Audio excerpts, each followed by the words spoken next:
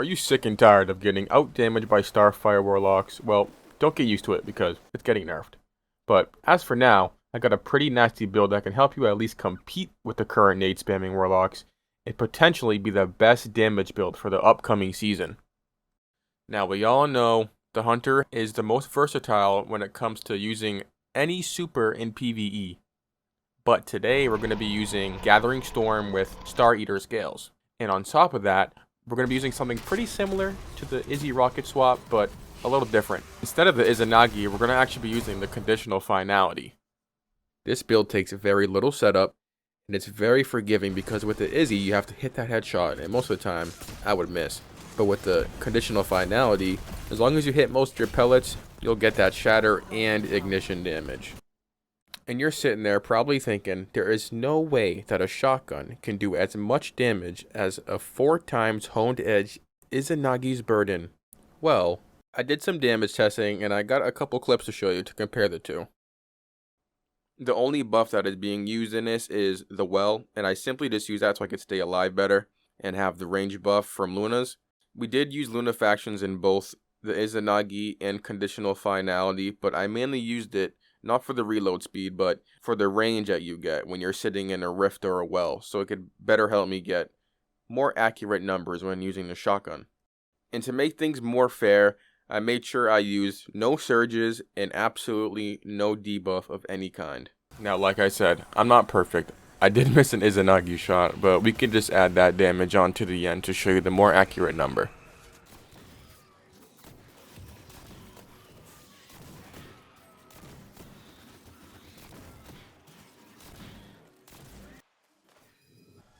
Now, if we add on that miss shot, that's going to bring us up to around 1.14 million damage. That's pretty good for just weapons. Now, moving on to the Conditional Finality. It's pretty similar as the Izanagi, but instead of holding the reload button, you're going to shoot your rocket, shoot your 2 shotgun pellets, reload, switch back to your rocket, rinse, and repeat. Now, keep in mind, the numbers for the Conditional Finality are far from perfect because often the Ogre will get out of the optimal range for the Conditional Finality, but even so, the numbers are still insanely impressive.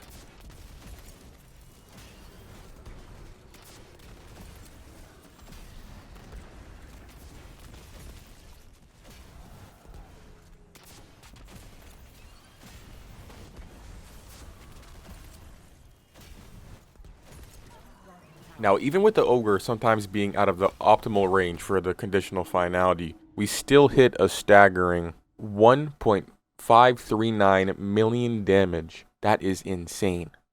And one more thing I forgot to say earlier was that we never used any reserve mods. Now, onto the second part of the build.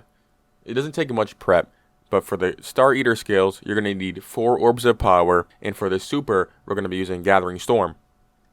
We chose Gathering Storm because it actually has the most total damage over any other Hunter Super. I don't have the numbers right now, but just take my word for it.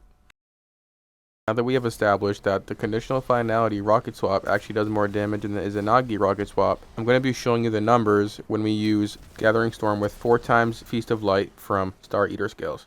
Combining the Izanagi with Gathering Storm 4x Feast of Light, we get around 1.775 million damage. I got that number by adding to 113,000 for the headshot that I missed, and subtracting the body shot I got when I missed the headshot, which was around 19,000. And now on to the Conditional Finality. Now, of course, this is far from optimal, like I said before. Ravenous Ogre gets far out of the intended range of the shotgun, but with everything weighing against the Conditional Finality, it still does more damage than the Izzy Rocket Swap.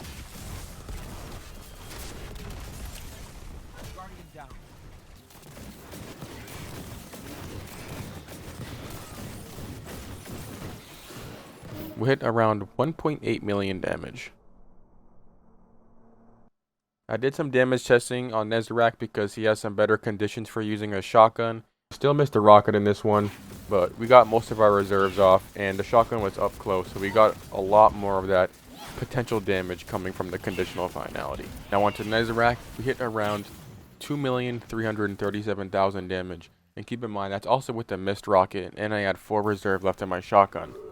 Now, it's hard to calculate how much more damage I'd get if I use all reserves because there's so many pellets hitting with the Conditional Finality, But even completely disregarding the missed shotgun shots and the missed rocket, it still has way more total damage than the perfect scenario with the Izanagi hitting every rocket, hitting every headshot, and hitting that Gathering Storm.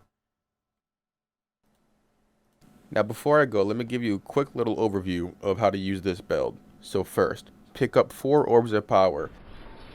That's going to give you 4 times Feast of Light, which is super important. You're going to need that to get the max damage with Gathering Storm. Second, you're going to shoot your rocket, switch to your shotgun, shoot both the bullets in your shotgun, reload, and by the time you shoot those 2 bullets and you reload, your rocket launcher will auto-load. So you switch back to your rocket, shoot it, rinse and repeat.